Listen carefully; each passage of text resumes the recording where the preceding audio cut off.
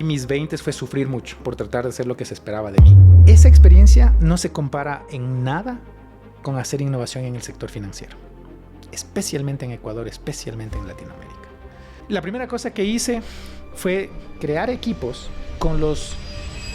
Cuando pedí su contratación, Recursos Humanos me dijo, ¿por qué vamos a contratar una ingeniera en alimentos para hacer innovación en la banca? El negocio financiero ha cambiado muy poco en los últimos 700 años en sus pilares. El modelo de negocio no ha evolucionado en 700 años. Si uno ve los sistemas informáticos de los 80s y de los 90s, qué experiencia de usuario, qué interfaces de usuario, con que funcione es suficiente. A los 5 años reprobé el jardín de infantes.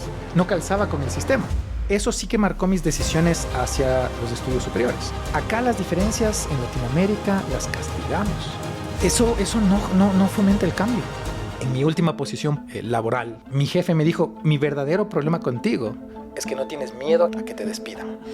Y yo le decía, eso debería ser un superpoder, no debería ser una maldición. Hace 9 años tú hiciste una reflexión en la que decías que tienes la profesión correcta en el país equivocado. Si les gusta lo que estamos haciendo y si aún no se han suscrito, quiero pedirles de favor que se suscriban. Muchísimas gracias, de verdad, eso nos ayuda mucho más de lo que se imaginan. Les agradezco un montón y bueno, vamos a ver el episodio de hoy.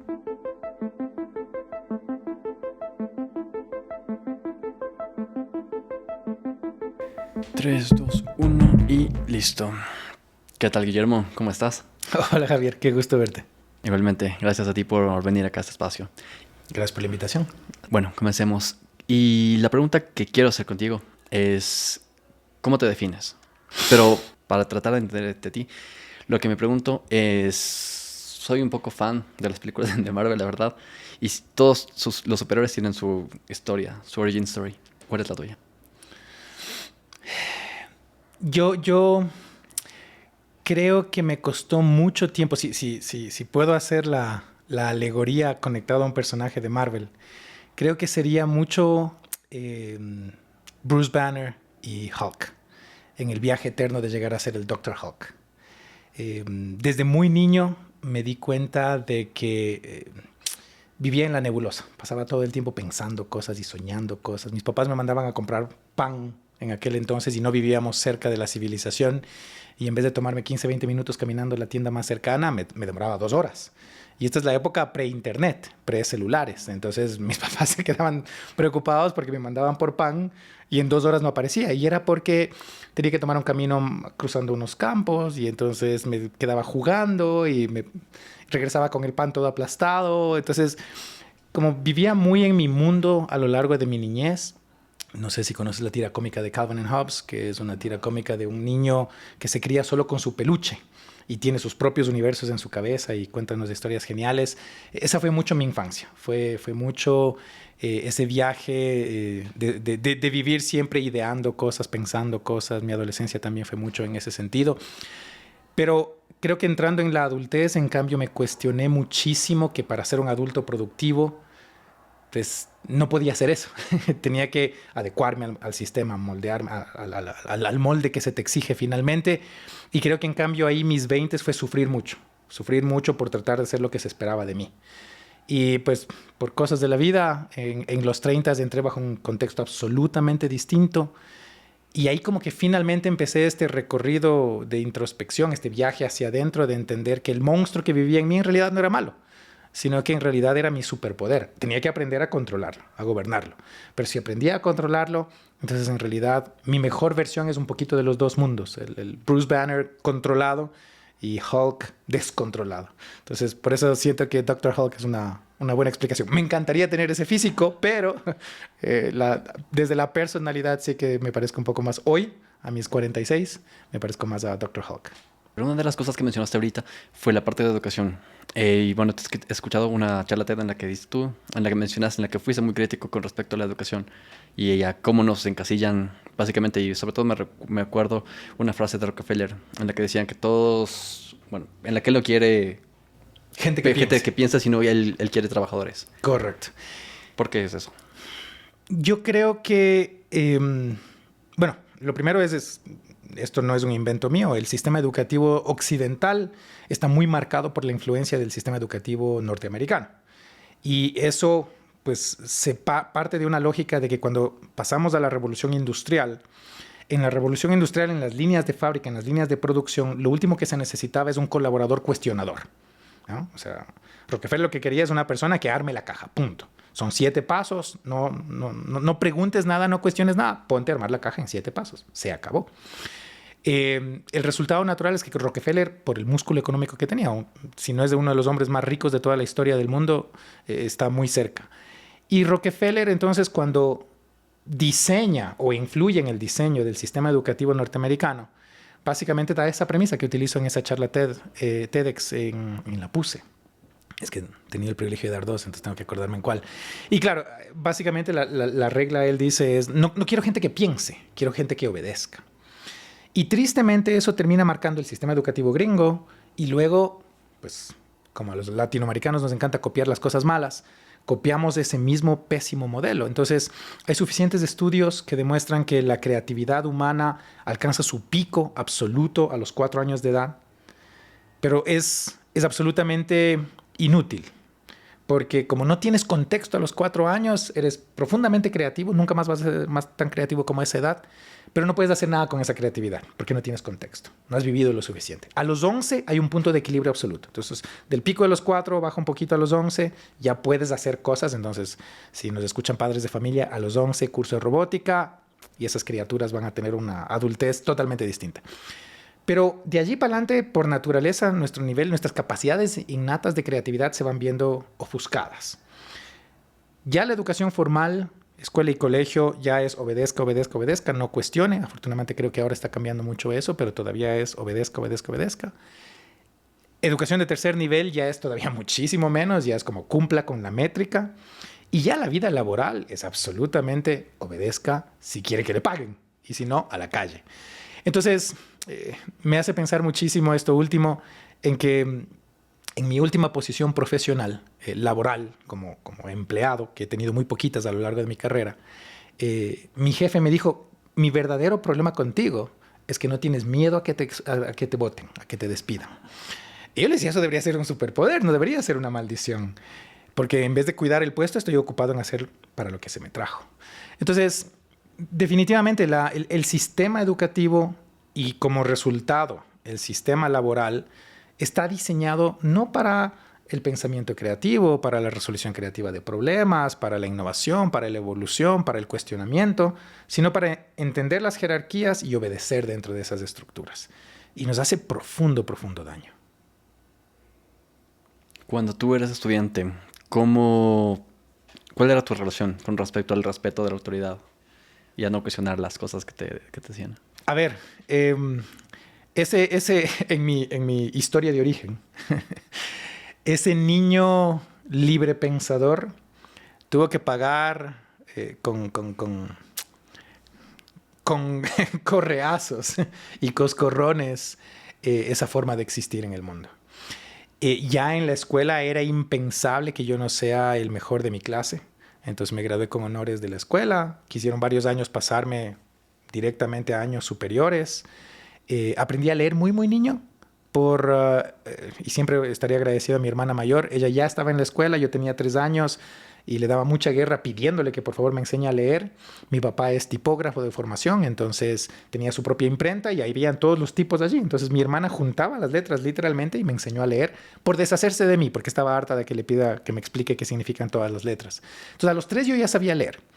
Cuando entré a jardín de infantes en aquel entonces, que no sé si eso es inicial, no sé cómo funciona ahora, pero a los 5 años reprobé el jardín de infantes. Yo repetí jardín de infantes, así de malo era porque no calzaba con el sistema.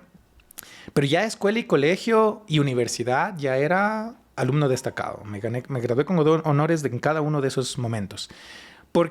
No porque no podía cuestionar el sistema, sino porque pues básicamente se esperaba de mí las mejores calificaciones. No había nada menos que eso. Para mencionar una anécdota de una relación que ahora ya es una relación sana con mi papá, a quien amo muchísimo.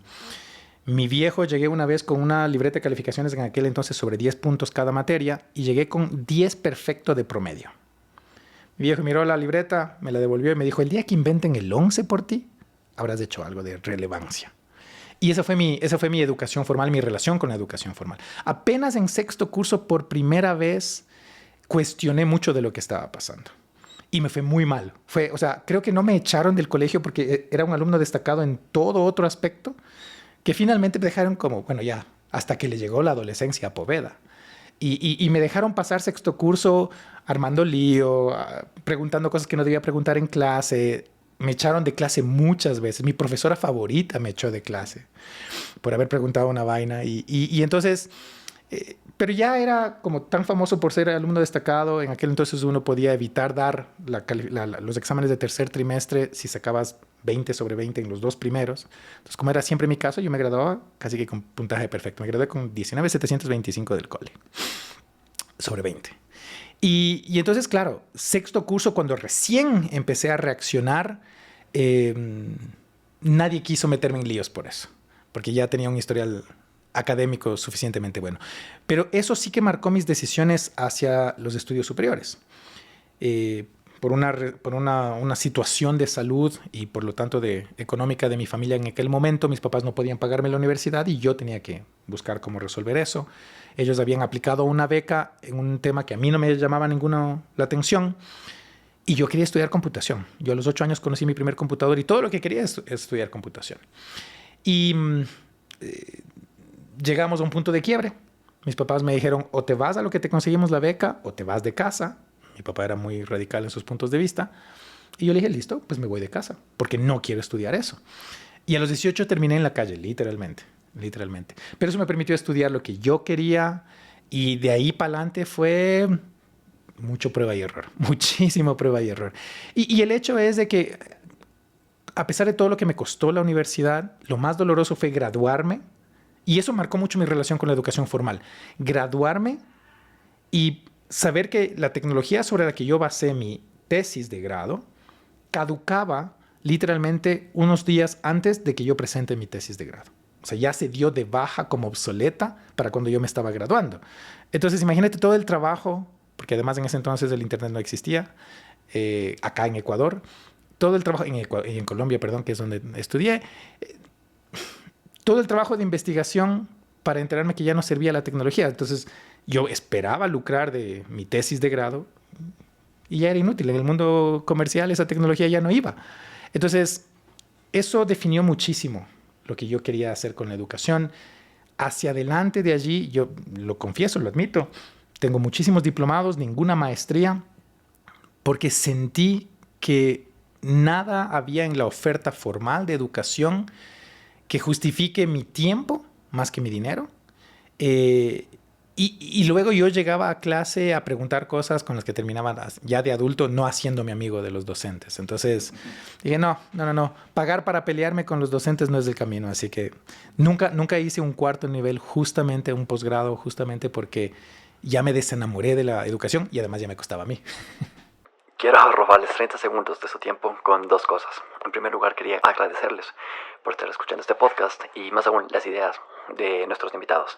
Y en segundo lugar, quería pedirles un favor gigante, y es que significaría un montón para mí y para este podcast sobre todo, si pudiesen, en cualquier plataforma en la que nos estén escuchando, suscribirse y darle like a este episodio.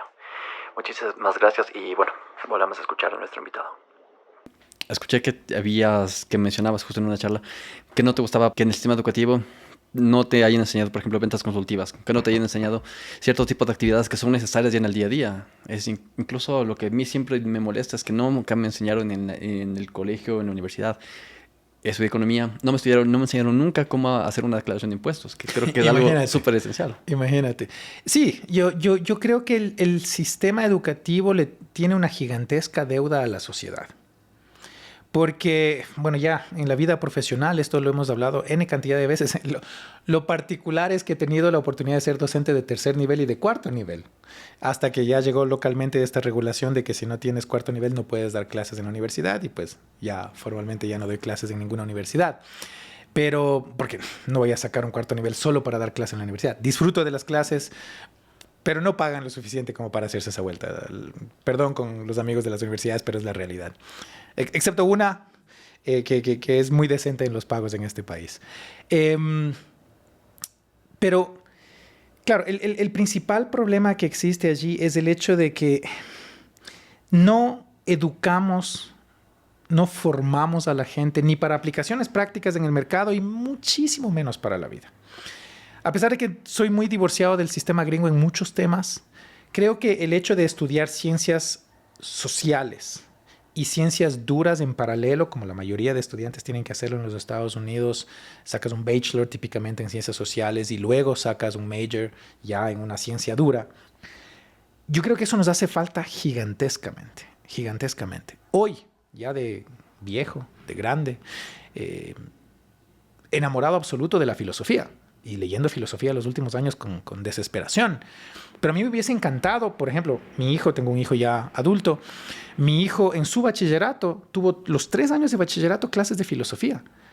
Y aunque eso lo hizo entrar a los 20 con una visión más ácida, porque la filosofía hace eso, que te cuestiones muchísimo, pero definitivamente es un pensador a otro nivel, que a mí me hubiese encantado tener esas herramientas cuando entré a mis 20. Creo que hubiese sido un viaje absolutamente distinto y ahora probablemente sería, ojalá, un tipo más sabio. ¿Por qué comenzaste a leer filosofía actualmente?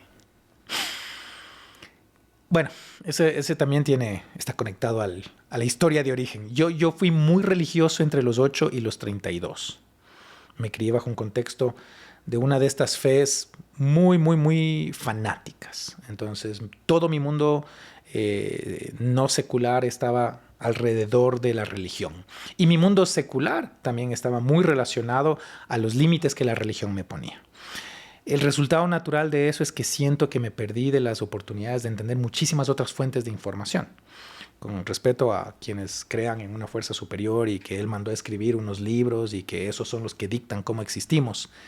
Yo siento que el conocimiento humano y el viaje por el conocimiento humano requiere que tengamos, ojalá, tantas fuentes como sean viables.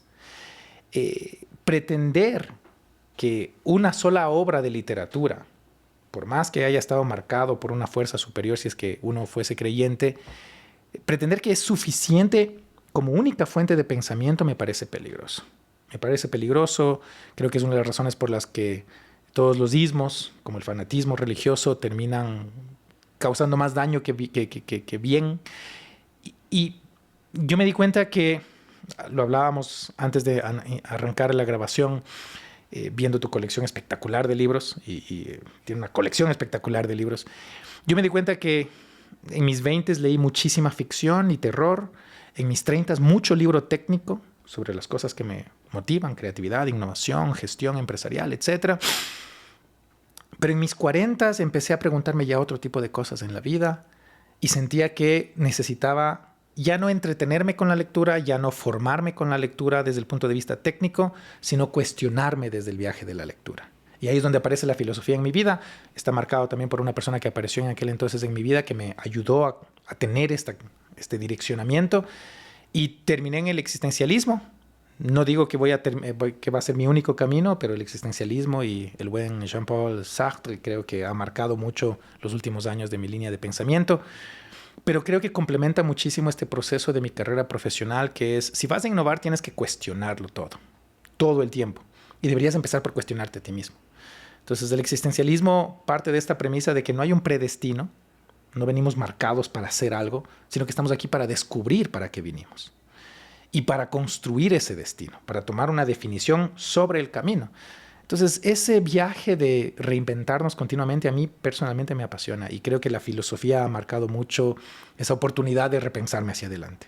El poder cuestionarte muchas cosas, incluso en este caso las creencias que tú tenías, los libros que leías, es algo, como tú le mencionas, súper importante para el tema de innovación. ¿Cómo fue que tú pasaste de ciencias, de informática, de computación, hacia la innovación? Yo lo digo mucho, afortunadamente ya no pienso como ingeniero. Hay cosas que me apasionan de seguir pensando como ingeniero, y perdón con los ingenieros y ingenieras que nos escuchen, pero el ingeniero llega a sesgarse en algún punto por naturaleza en su línea de pensamiento. El ingeniero tiene que construir cosas que funcionen, punto. Y hasta desprecia la forma, privilegia la función sobre la forma. Entonces, en informática, por ejemplo, un buen programador no le importa si está feo lo que programó. Lo importante es que funcione y que lo haga eficientemente. Y ya está. Ahora es que en los últimos, no sé, en la última década o más, es que privilegiamos forma y función en la tecnología, por ejemplo. Pero si uno ve los sistemas informáticos de los 80s y de los 90s, qué experiencia de usuario, qué interfaces de usuario, con que funcione es suficiente.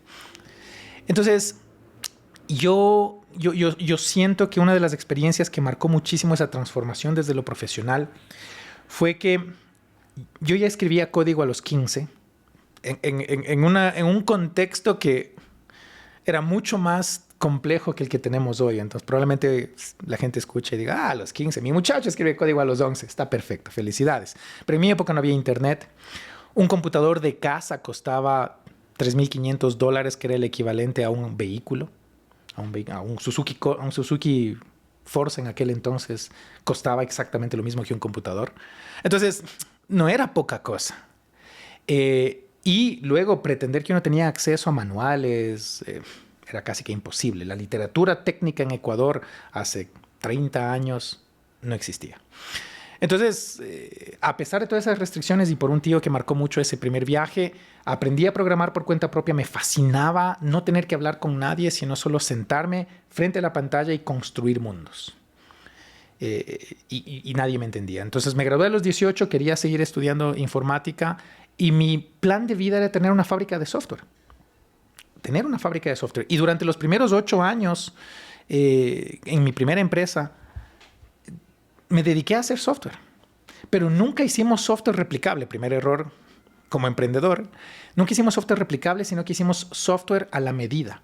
Y sin saberlo, estábamos haciendo design thinking, sin saber que se llamaba design thinking. Estábamos privilegiando interfaces y haciendo UX, UI. Estábamos haciendo user research. Estábamos saliendo a la calle porque creo que una de las cosas que también me ha marcado mucho en lo profesional es que me doy permiso de ser ignorante. Entonces, por supervivencia llegábamos a una empresa y la empresa nos decía, mire, con tecnología necesito que me resuelva este dolor. No tengo idea cómo. Y yo por supervivencia vendía lo que no teníamos, regresaba a mi equipo, tenía una operación pequeñita, en ese entonces, en sus inicios 4 o 6 personas, y llegamos a ser unas 16 personas en el tiempo. Pero todos estaban locos de la cabeza y como todos éramos muchachos, pues ellos me veían cruzar la puerta después de una visita comercial y me decían, ¿y ahora qué vendiste? Y yo les decía, pues vamos a tener que inventarnos una vaina que haga X cosa. Y como no sabíamos nada, literalmente nos íbamos a parar donde los clientes, a ver cómo se comportaban sus clientes, a tratar de entender el problema. Y estábamos haciendo design thinking sin tener la más mínima idea que así se llamaba. Para nosotros era supervivencia absoluta. Hicimos software as a service sin saber que ese era un modelo de programación. Hicimos orientado a objetos sin tener la documentación para hacer programación orientada a objetos. Entonces, hubo mucho instinto, muchísima prueba y enormes cantidades de error. Pero por alguna razón durante 8 años nos pagaron por aprender. Muchas empresas estaban dispuestas a pagarnos por experimentar. Entonces, aunque en teoría éramos una fábrica de software pequeñita, una agencia boutique de software, e hicimos muchas cosas muy divertidas, llegamos a hacer como 300 proyectos, alguna vez teníamos una pared llena de todos nuestros proyectos. Era una operación costosa, pesada, difícil de escalar, pero sin querer ya estábamos haciendo innovación. La segunda cosa que pasó durante ese proceso fue que yo estaba muy dedicado a escribir código y contraté durante los primeros años a mucho vendedor que no lograba vender nada de lo que hacíamos porque no entendían lo que hacíamos. Y cuando ya estábamos al punto de la quiebra, escogí yo salir a vender, a pesar de que mi primer trabajo para pagarme la universidad fue de vendedor y en 8 meses nunca vendí nada. Y entonces me convencí a mí mismo de que era el peor vendedor del mundo. Literalmente eso decía el que era mi jefe de ventas en aquel entonces. Entonces, como resultado natural le tenía terror a las ventas. Salí a uno de los clientes que hasta ahora tenemos una muy buena relación de amistad. Su gerente de marketing me recibió, presenté la propuesta de lo que podíamos hacer. El hombre cerró la reunión y me dijo, el día que usted hable en español es que le juro que le va a ir mucho mejor en la vida. Y le decía, ¿y entonces qué estuve hablando? Me dijo, pues usted habla de sus cosas raras ahí tecnológicas que nadie entiende. Cuando hable en español, le juro que va a vender más. Y nos volvimos grandes amigos. Me encantó que me haya cuestionado así. Y entonces nos volvimos grandes amigos y el hombre me empezó a enseñar de ventas aplicadas a los escenarios más cotidianos posibles.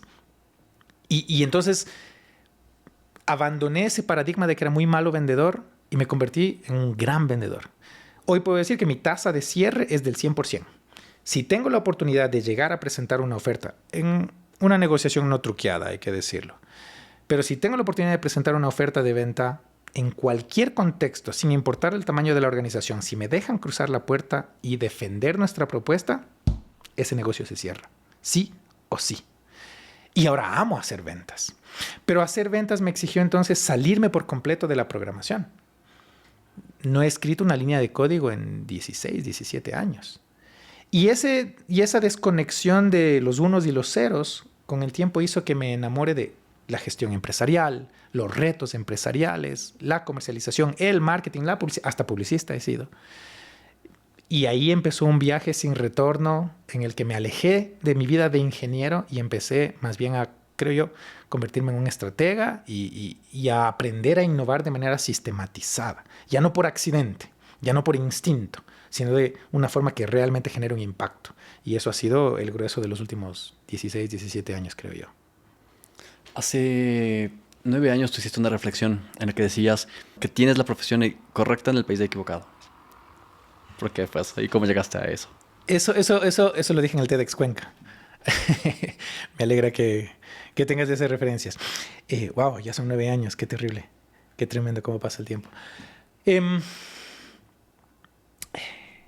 Alguna vez lo escuché a Fabricio Reyes, gran amigo y con quien hemos tenido encontrones filosóficos, pero también a quien respeto mucho en su viaje de emprendimiento. Lo escuché decir algo parecido. Y es que yo creo que personas como yo, no quiero pretender que soy el único, pero personas como yo en Ecuador no tenemos el contexto suficiente para alcanzar nuestro máximo potencial. Entonces, al no existir un ecosistema, por ejemplo, de capital de riesgo, nuestros emprendimientos se ven limitados a estas restricciones disponibles que terminan marcando muchísimo y que terminan ahogando a muchísimos emprendedores. Yo tuve el privilegio de diseñar el primer programa de Capital Semilla para emprendimientos altamente innovadores en Ecuador. Y era dolorosísimo recorrer el país encontrando a gente hipertalentosa que en algún punto tuvo que regresar a ganarse la vida de forma mucho más básica, porque sus sueños existían en un país en el que no había el contexto, no habían las herramientas, no había el músculo, no habían los mecanismos para potenciar la innovación. Eso a mí personalmente me marcó en una etapa muy importante en mi vida profesional porque me dediqué a la política pública para el emprendimiento y la innovación. Me llevé más penas que glorias y desistí. Entendí que lo público es un viaje tortuoso y regresé otra vez al mundo de lo privado. Pero el hecho es de que ser un programador innato, que era lo que me apasionaba desde mis 15, si hubiese estado en un contexto en el que podía hablar con más programadores, si hubiese tenido acceso a Internet en ese momento como estaba en otros países, si hubiese tenido acceso a inversionistas de riesgo o inversionistas ángel, muy probablemente mi primer emprendimiento no hubiese sido autosustentable y de supervivencia absoluta, en la que teníamos que reinvertir cada centavo para garantizar que seguíamos existiendo. Creo que nos hubiésemos convertido en otra clase de empresa y hubiese sido un viaje totalmente distinto. No reniego del viaje, pero definitivamente Latinoamérica apenas ahora, en los últimos años, empieza a tener ecosistemas que fomentan la innovación de manera acelerada. Acá hemos tenido que innovar para sobrevivir, pero no necesariamente para ese crecimiento exponencial que ocurre en otros ecosistemas. Entonces, vivido en otros países también de América Latina. ¿Cuál es la situación ahí? ¿Es diferente acá? Yo creo que... Bueno, he trabajado en 10 países de Latinoamérica, 10, 11, creo que ya tengo un par de banderitas más a mi colección.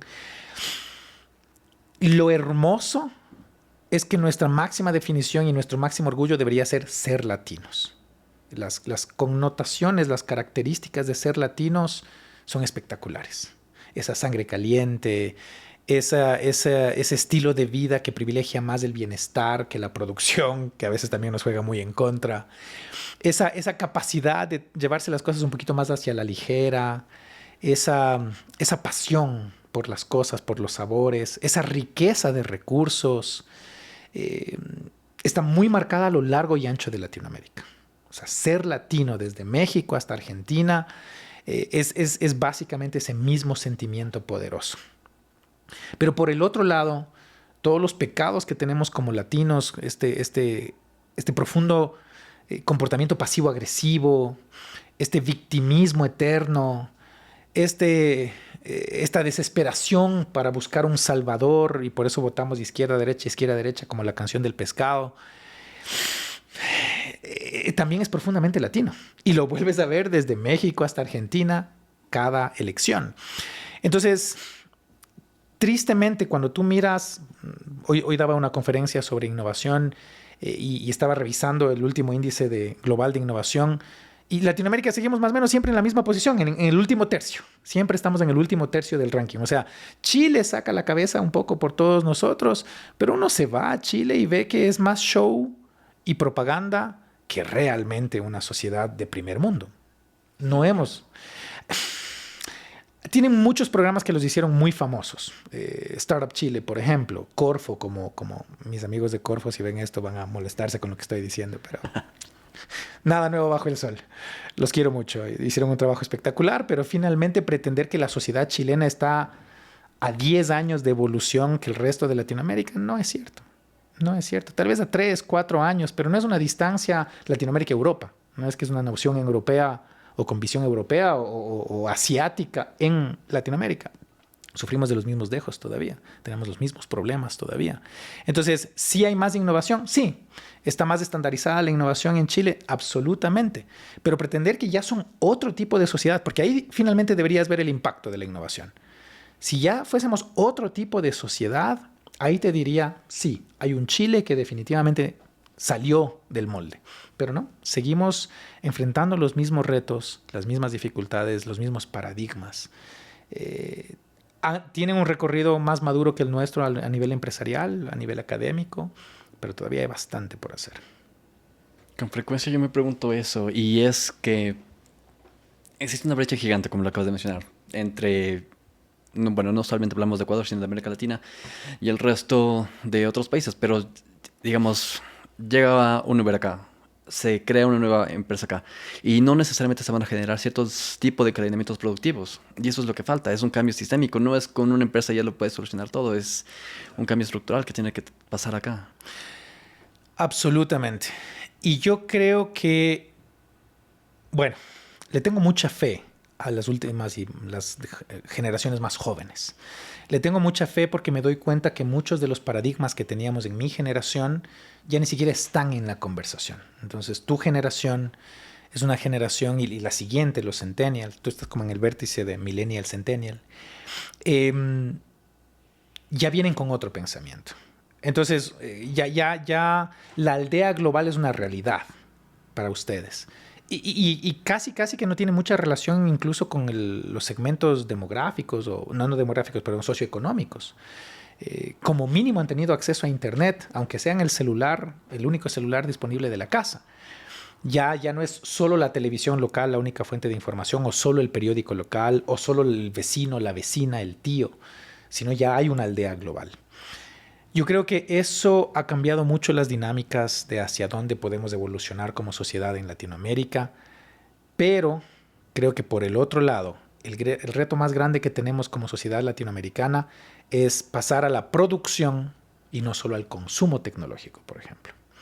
Entonces, claro, hay un efecto de startups latinoamericanas como el ecosistema más candente en los últimos años, pero también tuvo que pasar toda la sequía de inversión de riesgo del año pasado. Pero pretender que aquí hemos creado cosas absolutamente disruptivas, radicales y únicas, el caso más exitoso de todos, Mercado Libre, es un copycat de eBay. A ver, que es una cosa, hicieron una cosa espectacular y han evolucionado a cosas que eBay no es, absolutamente de acuerdo. Pero creo que como latinos todavía nos faltan los constructos, como tú bien has dicho, esos cambios sistémicos profundos que deberían partir de la educación básica, deberían estar disponibles de los ecosistemas académicos, deberían estar en esas herramientas de financiación de la innovación y de esa cultura de riesgo que debería existir, y luego de un aparato político que fomente la creación de empresas. Y no solo la creación, sino el crecimiento de esas empresas. Solo ahí vamos a ver cambios profundos dentro de la sociedad, porque si no, pues nos seguimos quedando en el commodity, nos seguimos quedando en la comodidad del commodity y no evolucionamos como sociedad. Y el problema de eso es que si no es un cambio sistémico, los talentos espectaculares como tú, les resulta absolutamente cómodo, viable, una cosa que no estaba al alcance en mi generación, ir a trabajar desde su casa para otra parte del mundo o simplemente ir a mudarse por completo a otro país. Y creo que eso es peligrosísimo. Alguna vez discutía con el que fue la cabeza de Cenecit sobre el riesgo de lo que estábamos haciendo como país desde la política pública para la innovación. Y era que lo que íbamos a terminar haciendo es fomentando talentos de exportación en vez de fomentar un desarrollo interno de la sociedad ecuatoriana. Y creo que eso pasa ahora muchísimo. La gente muy talentosa, pues le resulta más fácil salir del país. Hay ese bichito latino, ese amor a la patria, la sangre chuta, dice un dicho popular indígena. La cabra tira al monte, dicen en la costa. Como que te motiva a regresar. Pero las condiciones no son las ideales. Y ahí todavía tenemos que trabajar. Eso es algo lo que acabas de mencionar, me parece tan cierto. Y me hace pensar justo algo que no lo he hablado hasta ahora en el podcast. Y es justo una experiencia que tuve en el CERN. Y en el grupo que nosotros teníamos, estábamos, éramos, el jefe era, se me fue la nacionalidad, de España. Teníamos una compañera que era de Noruega. Mis compañeros del equipo eran de España, de Nigeria, de Perú y yo creo de Ecuador. Y lo que más me atraía de ahí era que me sorprendía la capacidad que tenían esta institución para atraer el talento de diversas partes del mundo. Y es algo que me sorprende que, por ejemplo, incluso aquí en Ecuador hay muy poca movilidad. Ves a muy pocas personas que son de otros países. De Argentina ves muy pocos argentinos, vemos muy pocos chilenos, peruanos. Pero eso es algo que incluso en otros países se promueven. De parte de Europa, por ejemplo, con todo el programa de Erasmus, es increíble. Claro. Es que yo creo que la multiculturalidad, la multidisciplinariedad, es vital para la innovación, en todos sus sentidos. Es vital para el desarrollo también personal, profesional, de la sociedad. Te contaba antes de la grabación que tuve la oportunidad de vivir en Israel una temporada corta, que me marcó profundamente. Ellos tienen varios mantras como Estado-Nación, y uno que a mí me gusta muchísimo es distintos, pero juntos. Al ser una nación que en aquel entonces tenía apenas 7 millones de habitantes, hoy 8, en un territorio lleno de conflicto bélico y político, sin recursos naturales de ninguna naturaleza, y contrario a lo que nos dicen los medios tradicionales de información y de noticias, en Israel coexiste el judío con el palestino, con el católico, con el judío ortodoxo, con el católico ortodoxo, con el ateo, de todos los posibles colores, sabores habidos y por haber, y además por la diáspora judía, vienen de todas partes del mundo por simplemente tener ascendencia judía o sangre judía a construir una nación. Y cuando se funda el Estado israelí, se funda en las peores condiciones posibles, sin recursos naturales, sin músculo financiero, sin apalancamiento político, y hoy son uno de los líderes mundiales en innovación.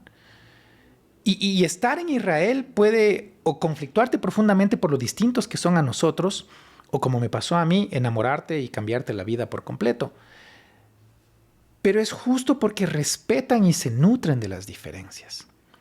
Acá las diferencias en Latinoamérica las castigamos. En Ecuador las tratamos de esconder. Nos encanta que todos seamos medios parecidos, medios parientes y ojalá pensemos igual, compremos el mismo carro, la misma ropa, vayamos a los mismos restaurantes, le vayamos ojalá al mismo equipo. Nos encanta el pensamiento, ¿cómo se dice? Herd culture, ¿no? Este pensamiento de grupo. Entonces, fuente ovejuna, decía por allí un autor latinoamericano. Eso no fomenta el cambio. Eso no genera esa disrupción que necesitamos. Yo con los años, cuando logré alejarme del ego profesional que a veces puede surgir o que surge a menudo, llegué a entender que lo que necesitaba es equipos o gente en mis equipos que venga y me diga, no, es así, Guillermo. Mi ego exige que por favor me explique por qué. Pero cuando podían darme argumentos, y así he criado a mi hijo, y ahora es un libre pensador, y así he fomentado los equipos con los que he trabajado siempre, la gente tiene derecho a cuestionar, no solo el que tiene derecho, tiene la obligación a cuestionar lo que yo propongo. Sin importar si lo vengo haciendo por 10 años, con más razón si lo vengo haciendo por 10 años. Porque probablemente ya me malacostumbré a hacer las cosas de cierta forma. Cuando castigamos esas líneas de pensamiento distintas, limitamos la inteligencia colectiva. Y limitamos a aquellos pensadores distintos. Si Francia se vuelve la cuna de toda esta nueva onda de pensamiento con el arranque del siglo XX, París se vuelve la cuna de los libres pensadores, de algunas de las fuentes filosóficas y artísticas que nos nutren ahora, como en el mundo moderno, es porque la gente tenía derecho a pensar cualquier tontería. Cualquier tontería. Estoy siendo súper elegante hoy en tu podcast, ¿eh? Normalmente digo muchas malas palabras, pero hoy estoy siendo muy PG-13.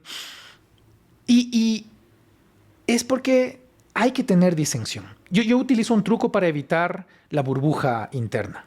Y es en el antes conocido como Twitter, y ahora X.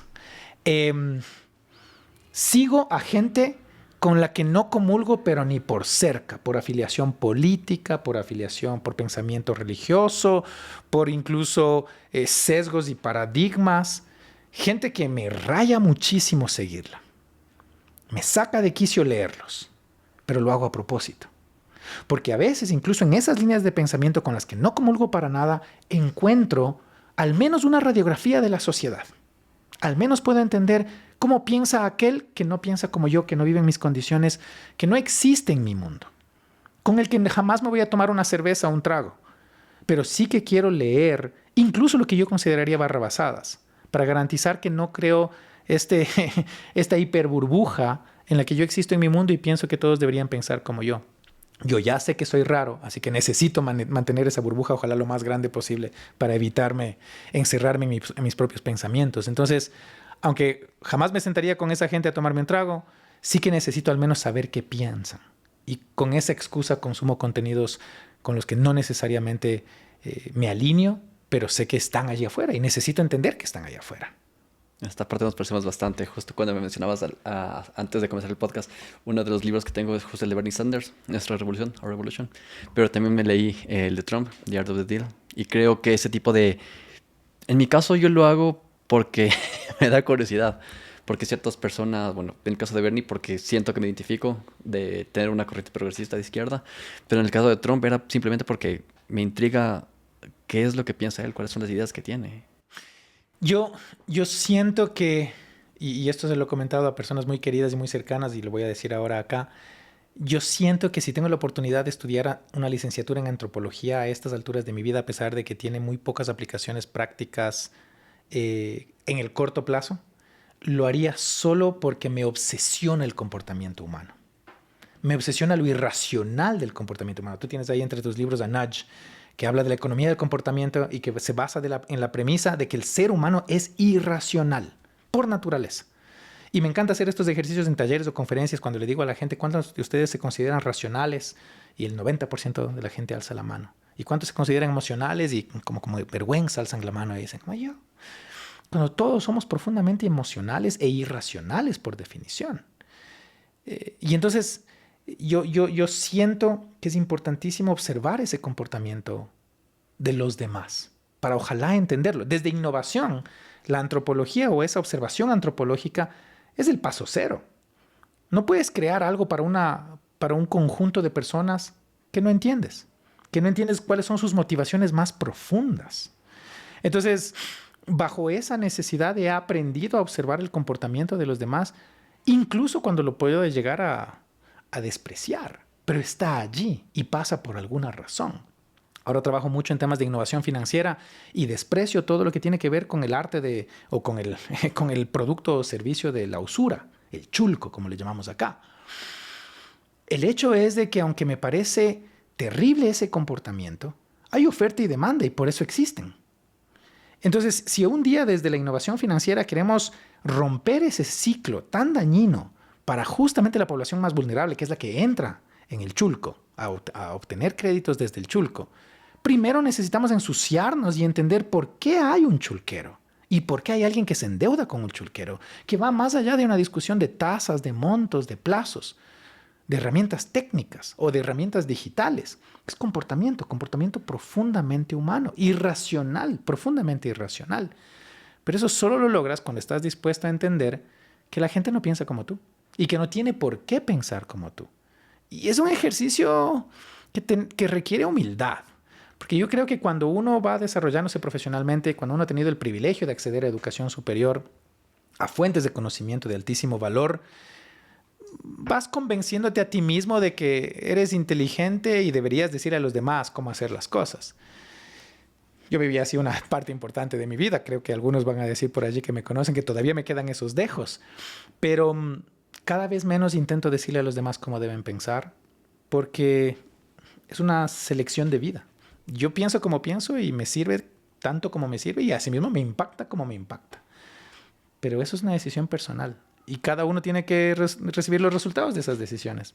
Pero hay que respetar el pensamiento de los demás hasta cuando me parezca profundamente irracional, para no utilizar ninguna expresión fuera de tono. Ok. Cuando tú fuiste el gerente de innovación de uno de los grupos más grandes de uno de los grupos financieros más grandes del país, ¿cómo armaste el equipo?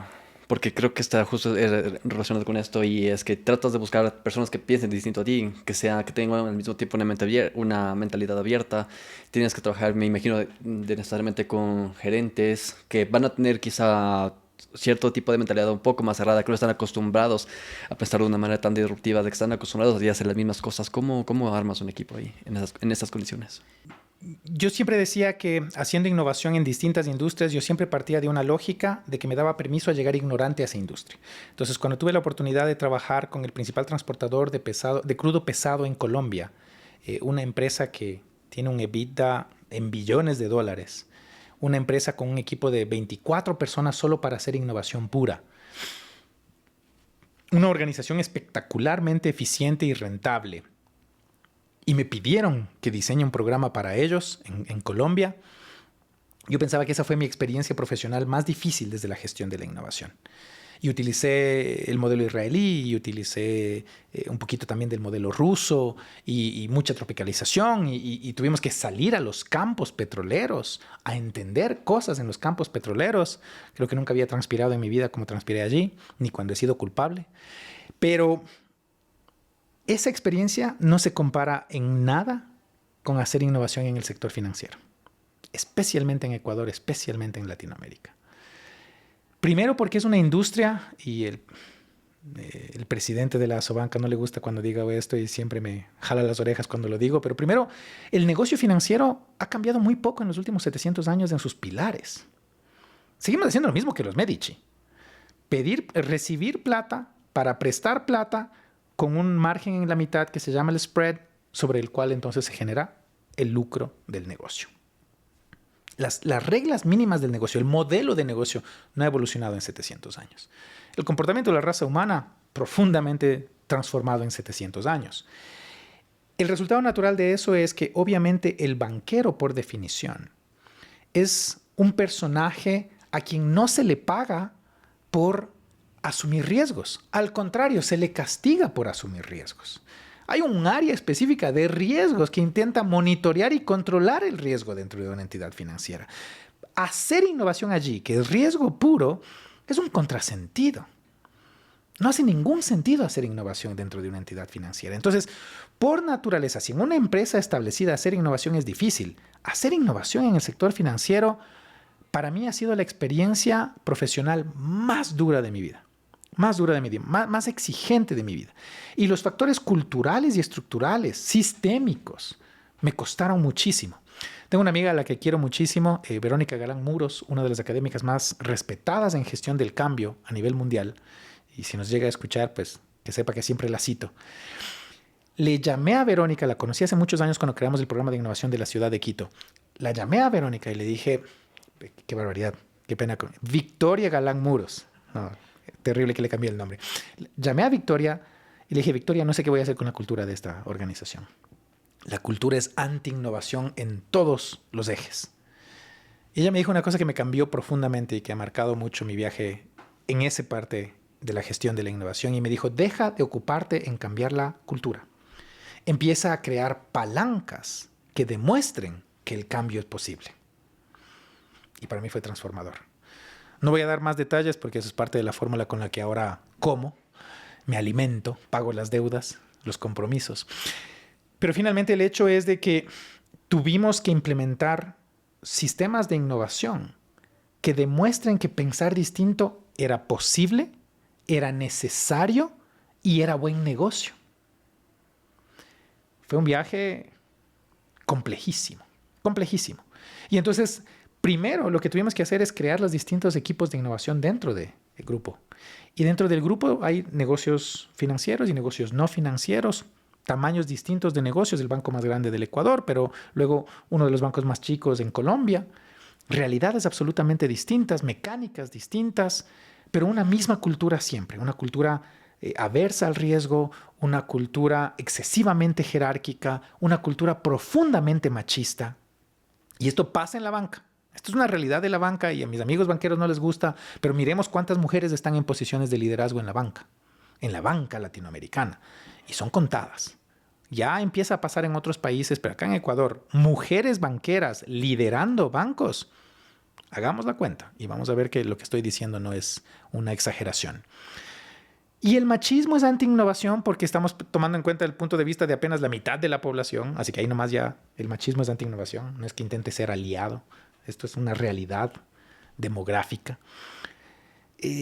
Hay que aceptar riesgos y las jerarquías van contra la innovación por naturaleza. Entonces, la primera cosa que hice fue crear equipos dentro de esos contextos con los troublemakers, con los problemáticos. Y entonces típicamente íbamos a identificar quién es el que mucho fastidia dentro de la organización, que la gente le tiene cariño, pero solo porque le tiene paciencia no lo han votado, porque todo el tiempo está cuestionando, todo el tiempo está yéndose contracorriente. Y a esos los traíamos a los equipos de innovación. Y la gente me decía, no, pero es que tiene que remar, no tiene que generar líos. No, quiero al hombre, a la mujer que esté dispuesto a meterse en problemas, que esté dispuesto a poner ahí el pescuezo en cada uno de esos viajes. Fue un proceso durísimo. En algún punto teníamos más un club de innovadores anónimos que se parecía más a sesiones de contarnos nuestros dolores y hacer catarsis. Tengo a varios de ellos que todavía están en esas posiciones y los quiero mucho porque le apostaron a este viaje ellos y sus equipos. Pero eso se pagó con salud mental en algunos casos, pero logramos hacer cosas de las que estoy muy orgulloso y yo apenas fui un disparador en todo ese proceso.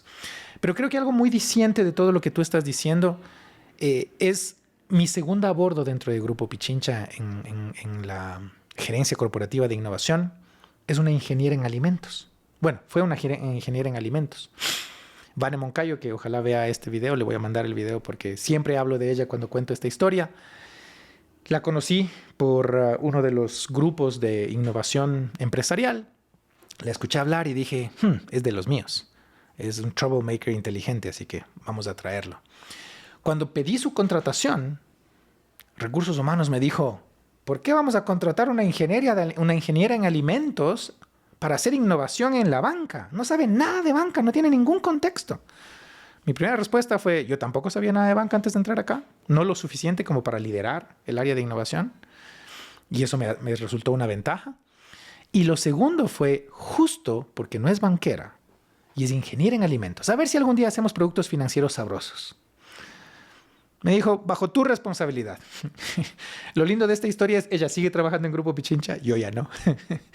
Pero es una profesional espectacular y Vane fue un complemento espectacular porque no tenía ninguno de los sesgos de ser informática, es ingeniera en alimentos, no tenía ninguno de los sesgos de ser banquera, de venir de la industria financiera, y luego era una mujer en una posición de liderazgo, que ya generaba un montón de ruido que una mujer vaya a hablar con unos gerentes a explicarles cómo hacer las cosas. Pero para mí esto es vital, para mí es necesario lo que veníamos discutiendo, tienen que ser equipos y personas que hagan que la cancha se mueva, que pateen el tablero, que estén dispuestos a correr riesgos y que lo hagan con un discurso que se puede defender. Y afortunadamente ahí Vane también, desde lo técnico espectacular, desde sus capacidades, tiene una hoja de vida espectacular. y realmente fue pieza clave en el viaje que hicimos. Entonces, yo creo que está allí, está en ser coherentes con lo que implica hacer innovación, buscar a la gente que está dispuesta a tomar riesgos, que piensa distinto y que luego va a ejecutar esos riesgos. Y algo que me intriga también hasta ahora es cómo llegaste a esa posición allá. Porque te dedicaste a estudiar inicialmente informática o computación. Después emprendiste. ¿En qué momento pasas del emprendimiento a la innovación corporativa? A ver, todo va conectado al origin story, ¿no? Entonces, yo a los 32 me divorcio. Me casé muy joven, me casé a los 21, a los 32 me divorcio. En el divorcio, por la situación del momento, la jueza decide que para proteger a mi hijo se le entregue todo mi patrimonio a mi ex esposa, en lo cual pierdo la empresa y pierdo todas mis posesiones. El resultado natural de este viaje es que me encuentro de un día para el otro en la calle. Ya no tenía empresa, ya no tenía equipo, ya... me sentía mucho como cuando el Capitán América, ya que estamos hablando de Marvel, le pregunta a Tony Stark y le dice, ¿quién eres sin el traje? Entonces, de repente ya no tenía el traje de mis convicciones religiosas, de repente ya no tenía el traje de mi empresa, de repente ya no tenía el traje de ser un hombre de familia, porque hasta me quitaron a mi familia. Y tenía que mirarme al espejo y preguntarme quién es Guillermo Poveda sin el traje. Y la ventaja de eso fue que inicié un viaje de, como bien decía Sartre, inventarme a mí mismo, de construir una nueva historia. En ese proceso, tengo que, por supervivencia, tomar toda cosa que se aparece frente a mí para garantizar que sigo cumpliendo con mis responsabilidades económicas, que sigo cuidando de mi hijo, que sigo adelante con mi vida. Y como en la película de Jim Carrey, cuando él escoge nunca volver a decir no y decirle sí a todo, pues yo empecé a decirle sí a todo, incluso en lo profesional. Ojalá lo que eso significa.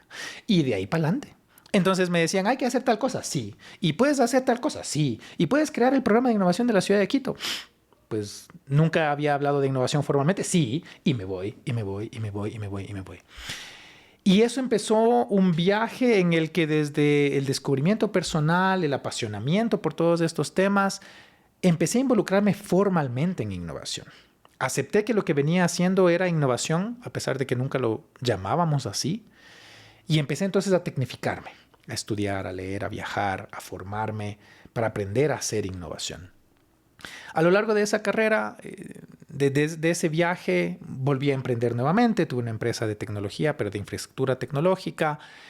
Me aburrió ese negocio, en algún punto lo vendí. No es que hice un exit a los Silicon Valley y fortuna. No, alguien quiso comprar ese negocio que era como tener una tienda. Siempre vendía. Entonces ya está, lo vendí. No quería seguir haciendo eso, me aburría profundamente. Y me dediqué mucho, a lo largo de toda mi carrera siempre estuve muy involucrado en viajes de consultoría y entonces tomaba proyectos en distintas partes. Eso me llegó a viajar por Latinoamérica. Pero como que siempre había el tema de la innovación como hilo conductor a lo largo de todo esto y distintas escenas, distintas industrias, distintos roles. No me ha ido bien siendo empleado. Me cuesta muchísimo las jerarquías. Y como innovador nato, yo ahí sí lo digo, no, lo mío no es una escogencia profesional, lo mío es una escogencia de vida. Yo soy un troublemaker. Yo me meto a preguntar y a generar incomodidad no por placer, sino por necesidad. Y entonces desde roles laborales eso es difícil. Eso es difícil. En Grupo Pichincha un día hacen un proceso de headhunting asumiendo que soy extranjero, porque había una priorización de perfiles de extranjeros. Y habían visto mi hoja de vida, habían visto que había vivido en tantos lados. Tenía ya algunas experiencias haciendo innovación financiera para el BBVA en un par de países, para uno de los actores principales en Centroamérica. Y entonces, como que en ese proceso de headhunting, dicen, hombre, véngase a una entrevista.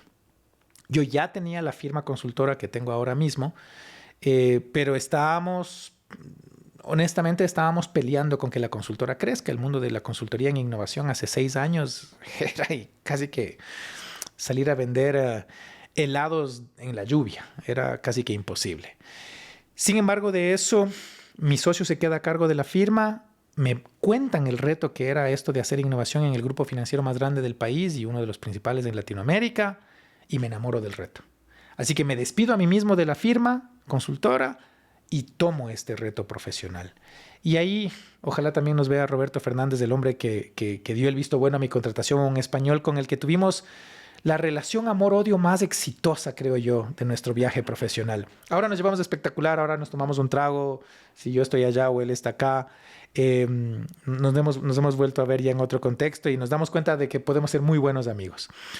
Pero él como línea de supervisión y yo como supervisado tuvimos una relación complejísima. Porque en la entrevista de trabajo yo le pregunté, ¿ustedes quieren innovar o quieren decir que van a innovar? Porque si es para lo segundo, no me contrate. Nos vamos a llevar pésimo. Y él me dijo, no, es para lo primero, vamos a innovar. Ni él ni yo sabíamos que era para lo segundo en algunos momentos, en algunos contextos, sobre todo en los políticos más complejos, y esos primeros años fueron durísimos. Él siempre tomó muchos riesgos por mí y fue mi capa protectora en lo político de lo que implica la innovación, a un costo que finalmente terminó conmigo saliendo del grupo y con él saliendo unos meses después. Pero creo que fuimos muy coherentes con el proceso y logramos hacer cosas espectaculares. Creo que dejamos un legado ahí muy interesante. Pero definitivamente el rol de empleado me pesa. Me pesa. Creo que la única razón por la que tengo la necesidad de tener una empresa propia es porque siendo mi propio jefe es la única forma de que me aguante mi jefe y de que yo aguante a mi empleador. Entonces es una relación un poquito más pacífica desde ese rol. Claro, con frecuencia he escuchado que ciertos tipos de, sobre todo en cuanto hay emprendedores, cuando ya tienen su jerarquía es bastante complicado, siempre hay problemas. Me acuerdo justo de Steve Jobs, el caso que tenía las diferencias con la junta directiva al inicio. Es duro. Difícil. Es duro porque primero yo estoy consciente que tengo el gen emprendedor, a pesar de que la última vez quebré, bueno, la penúltima vez, porque la última vez es la empresa que tengo ahora y que le doy ahora, pero la penúltima vez quebré a los 38 años de edad en un proyecto que me tomó 8 años moldear, con mucha ciencia de por medio, con mucho sacrificio de por medio, y perdí un patrimonio personal importantísimo y me quedé en la calle de un día para el otro. Era la segunda vez que me encontraba en la calle por completo. Y a mí me dejó me di cuenta que me dejó una herida pesada en lo emocional y en la salud mental. Porque emprender es duro. Emprender es uno de los viajes más duros que pueden existir. No es para todos, pero los que escogen emprender se transforman como seres humanos. Para bien o para mal. También salimos villanos algunos. Pero claro, si ya has emprendido, ya haces otro tipo de preguntas. Ya no vienes solo con los estudios, ya no vienes solo con la carrera profesional de obedecer para escalar. Ya hiciste. Y si ya hiciste, y típicamente como emprendedor te toca hacer todo, desde el mensajero y el que pasa los cafés hasta el gerente general, ya vienes con otro contexto. Yo creo muchísimo que en Latinoamérica contratar a los que algún momento fueron emprendedores para posiciones de liderazgo pueden hacer unas diferencias espectaculares. Entonces ahora hay como una suerte de moda en el mundo más tradicional de contratar a founders o ex-founders. Me parece una regla espectacular. Tengo muy buenos amigos founders o ex-founders que están en el mundo corporativo y les está yendo muy bien porque encontraron ese contexto y se puede aportar mucho. Esa mezcla de emprendimiento y disrupción puede aportarle mucho al mundo corporativo. Pero la empresa tiene que tener el contexto de aceptar esos perfiles porque no somos fáciles de tratar, hay que decirlo. No somos fáciles de embonar.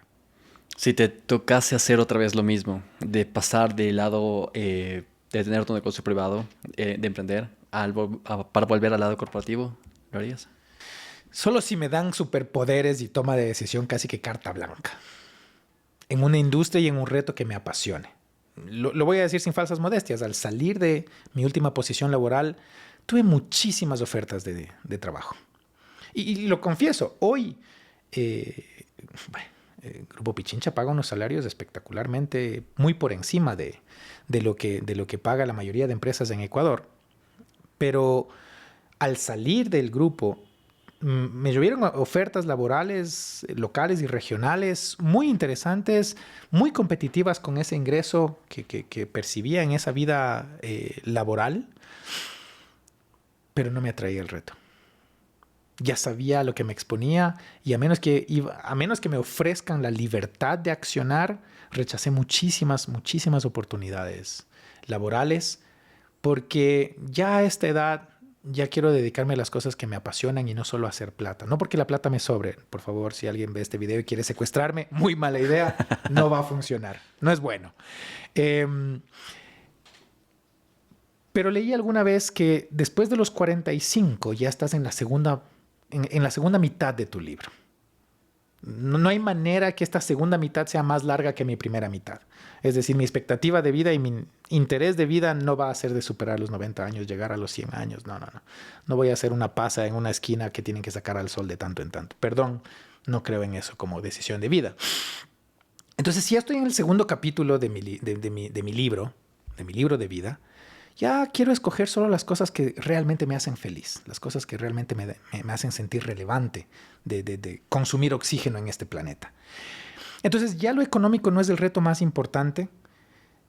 Creo que estoy muy conectado con la innovación financiera porque encontré que hay mucho por hacer todavía. Es un eje desde el que puedes crear mucho impacto en la sociedad, cambiar profundamente las vidas, y por eso hay tanto por hacer. Creo que tomaría una posición laboral nuevamente, siempre y cuando tenga, más allá que el dinero que se me ofrezca, libertad de acción y músculo para accionar. Porque si me entregan la gerencia general de una firma del tamaño que la que yo tengo, pues mucho cambio no es, por más que me paguen un salario espectacular. Pero si se me da la libertad desde un actor empresarial que tiene mucha capacidad de impacto, mucha oportunidad de impacto, y me dan cheque en blanco, creo que realmente lo consideraría nuevamente por el reto de hacer las cosas de otra forma. Cuando hablaste de escoger qué tipo de industria es la que te gustaría, ¿cómo sabes qué industria te gusta? ¿Cómo sabes qué es lo que te gusta? Lo voy a decir creo que por tercera vez en esta conversación. Aprendí a aceptar que la ignorancia es un privilegio. La ignorancia es una ventaja en el viaje de la innovación. Cuando llegas pretendiendo que lo entiendes toda una industria, por naturaleza, eso te sesga y te limita. Cuando llegas ignorantemente a una industria, tienes que hacer un montón de preguntas difíciles. Mis primeras reuniones con un cliente en un negocio que no entiendo, parto diciéndole, y esto también lo hice cuando fui a Grupo Pichincha, parto diciendo, por favor disculpen las preguntas si suenan obvias o tontas, pretendan que le están hablando a un niño de 5 años. Y hago muchísimos porqués. No, es que el proceso de acreditación, ¿por qué? ¿Quién dice? Y claro, solo ahí los mismos involucrados dicen como, sí es cierto, ¿verdad? Pues no deberíamos hacerlo así. Entonces, me gusta la ignorancia de entrar en una industria. He trabajado ya en un montón de industrias en este momento de mi carrera. Estoy muy enamorado de la industria financiera por lo que le significa a la sociedad. Creo que el otro eje en el que me involucraría muchísimo es en el tema de movilidad humana. No soy un migrante que ha tenido que sobrevivir en otro país, porque típicamente he ido a vivir a otro país bajo muy buenas condiciones, pero siento que la lógica de las fronteras, los controles, las políticas públicas, las asimetrías que generan las regulaciones presentes, nos deshumanizan. Y creo que si tuviese la oportunidad de repensar la movilidad humana para que no sea un sector en vulnerabilidad, sino que nos nutramos y lo aceleremos para desde allí crecer como sociedad, desde recibir a gente de todo el mundo y enviar a gente a todo el mundo, siento que ahí es algo que a lo que le podría poner mucho corazón, creo yo. Algo que ha sido una conversación transversal quizá en esta conversación contigo ha sido la parte de política pública. ¿Qué crees que se puede hacer desde América Latina, no solamente desde Ecuador, sino desde todo el continente para un poco cambiar las cosas?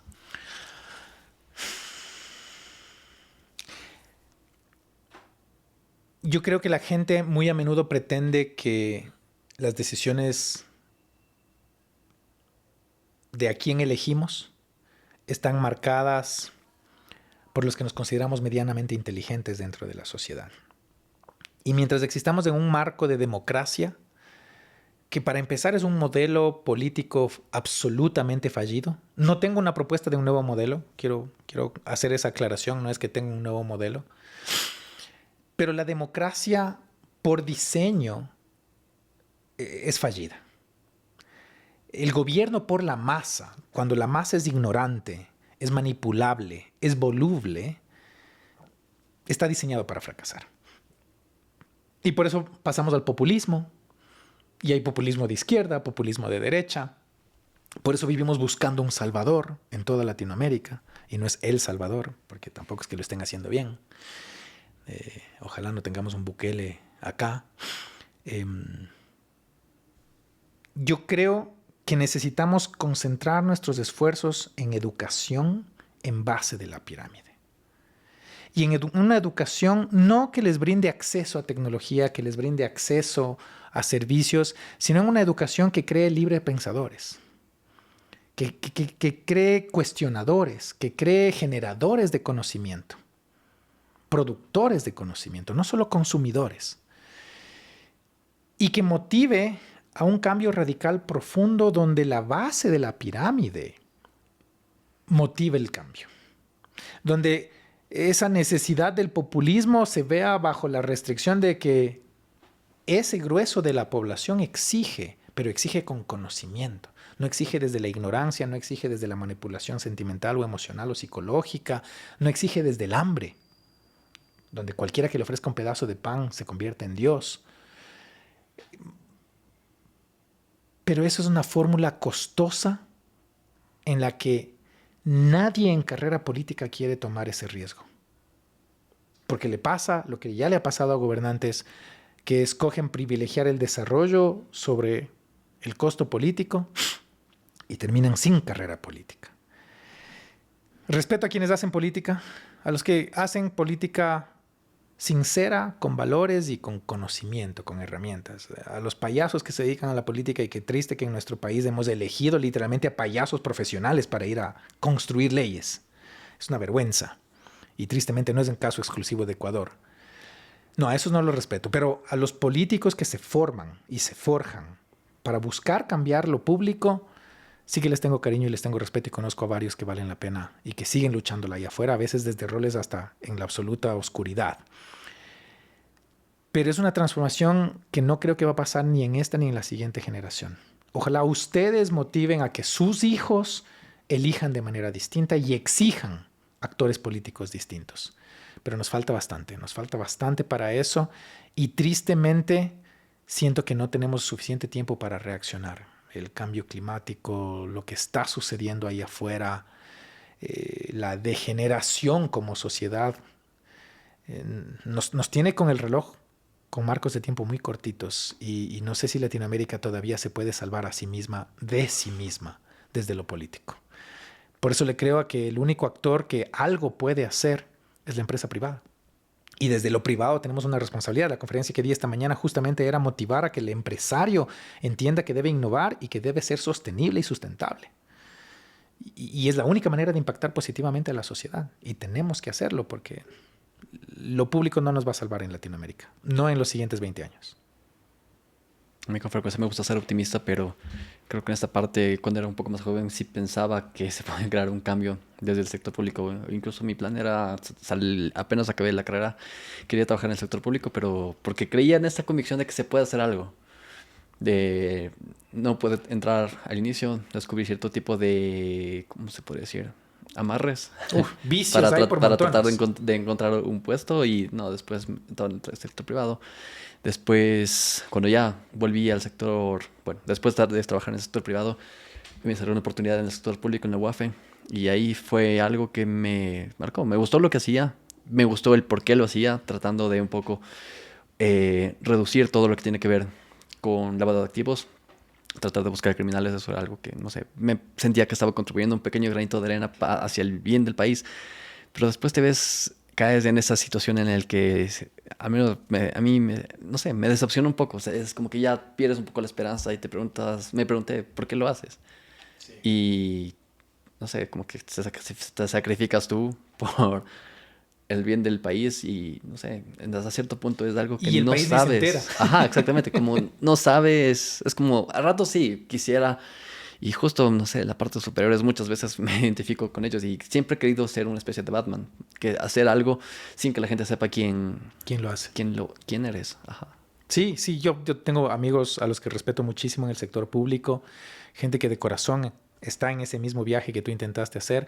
Yo reconozco que no fue para mí. Nunca fui funcionario público, sí fui asesor para el sector público en muchas ocasiones o consultor para el sector público en muchas ocasiones en Latinoamérica.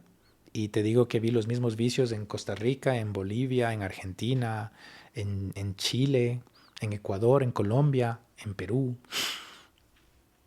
Y te desenamoras. Te desenamoras cuando te das cuenta que lo público tiene unos vicios profundos, culturales, de lo peor que nos pasa como cultura latina. Y llega un punto en el que tienes que escoger qué es lo que te da paz y yo no lo logré. Respeto a quienes siguen luchándola desde adentro, desde lo público, pero no fue para mí. Ojalá se pudiese decretar que todo el país fuese...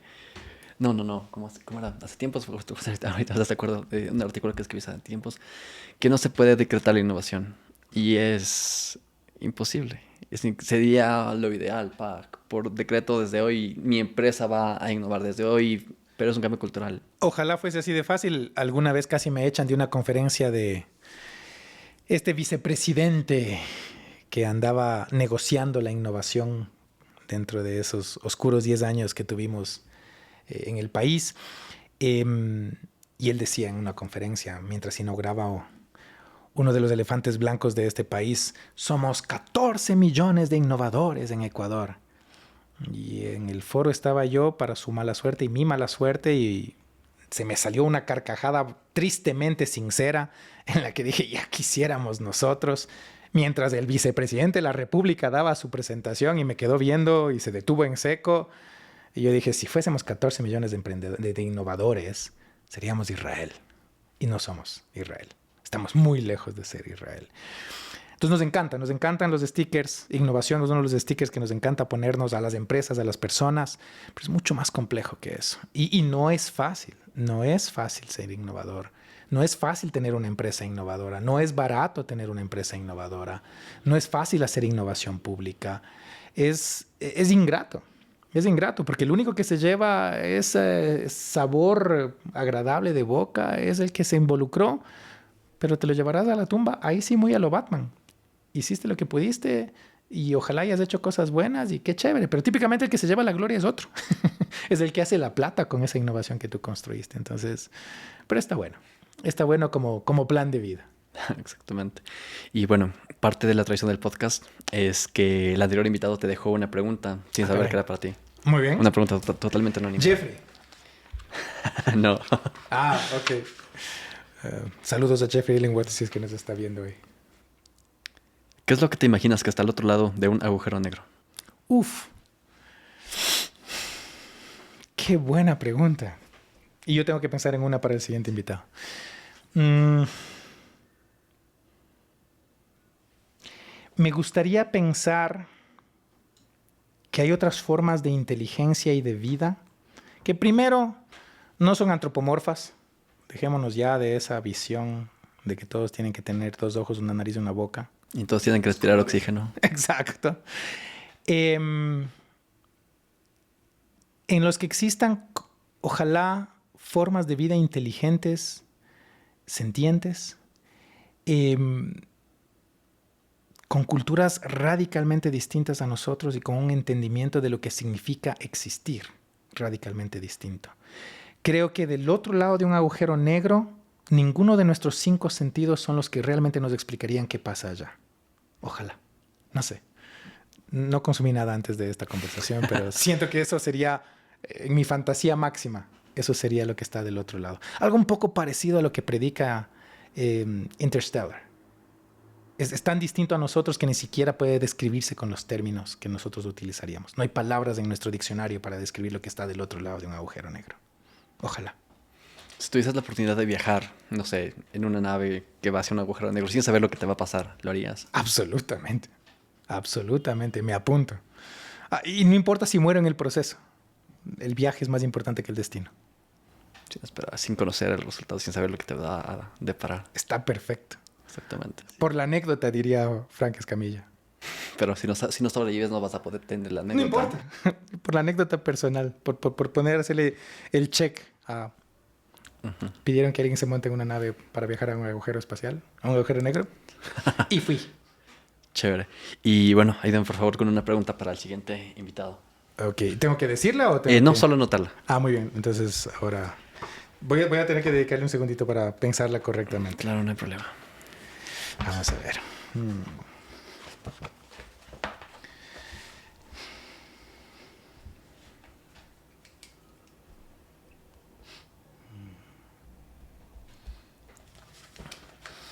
Vamos a ver.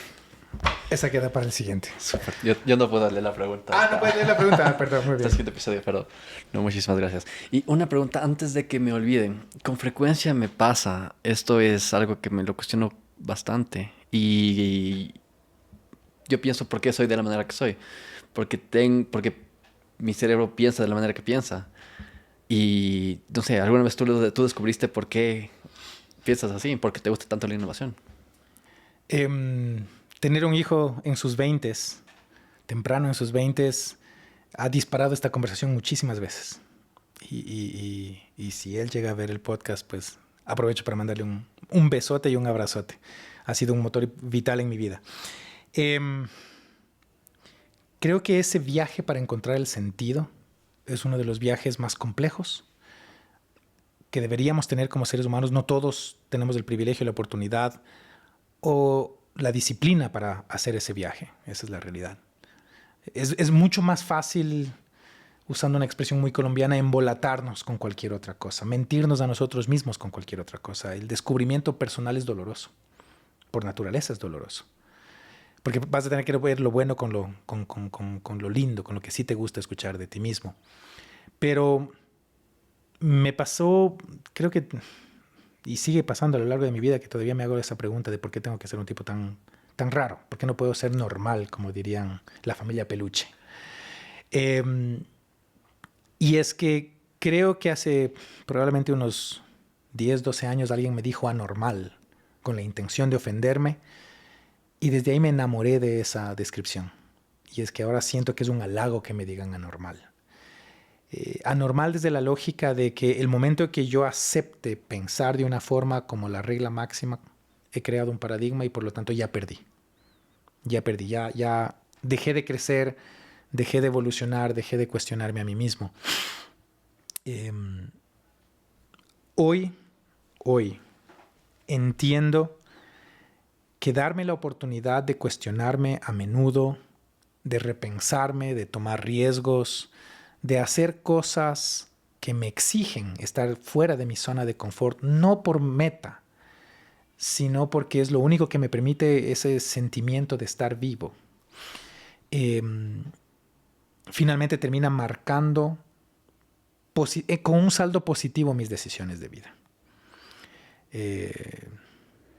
Hace varios años intenté, le agarré un apasionamiento a las artes marciales, terminé practicando Muay Thai y, contrario a la opinión de todo mi círculo, llegué incluso a competir, a pesar de que no es un arte federado en el Ecuador.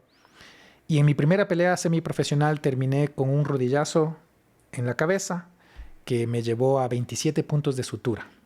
Terminé con una herida expuesta que me salvó la vida porque si no hubiese probablemente desarrollado una embolia. Con 44 años. Y la gente me decía, ¿por qué a los 44 años una carrera profesional muy buena, una situación económica cómoda, escoges irte al oscuro sur profundo de la ciudad, a casi que a lo club de la pelea, a enfrentarte con desconocidos? Y no era por la adrenalina, era porque me pregunté a mí mismo si soy capaz de hacer eso, de aprender una cosa que me exige totalmente fuera de mi zona de confort, de enfrentarme a un desconocido sin tener una bronca personal con él y de ojalá salir airoso. No tiene ningún sentido. No cumple con ninguna norma. Es muy anormal de mi parte. Pero es una de las experiencias más gratificantes que he tenido, a pesar de que los primeros meses de recuperación fueron dolorosos y vergonzosos, porque no hay nada más vergonzoso que regresar con el ego partido, literalmente.